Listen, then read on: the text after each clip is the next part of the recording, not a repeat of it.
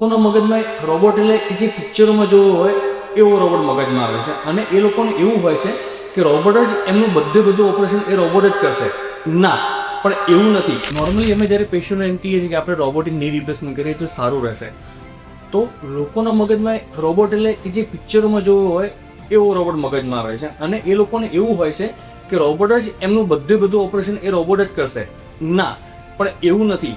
Operation બધું સર્જન જ કરે છે, સર્જન જ પોતે બધો કંટ્રોલ રાખે છે રોબોટનું કામ ખાલી એ સર્જનને આસિસ્ટ કરવાનું છે કે ગાઈડ કરવાનું છે કે આપણે કેટલું કટ કરવું છે હાડકું, કેટલા કેટલા એંગલથી અને કઈ રીતે સાંધો ગોઠવવો છે એ માટે ગાઈડ કરે છે અને એ પોતે પોતાની રીતે અલાઇન કરે છે.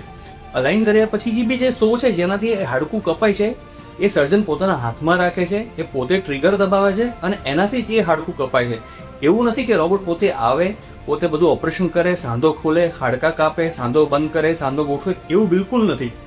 જે છે એ બધું સર્જનના મગજ ઉપર છે. સાંધો કઈ રીતે ગોઠવો, રોબોટને કઈ રીતે કમાન્ડ આપો, એ પણ સર્જનના મગજ ઉપર જ છે. એટલે એવું નથી કે રોબોટ એકલો મૂકી દઈએ સર્જરી કરી નાખે.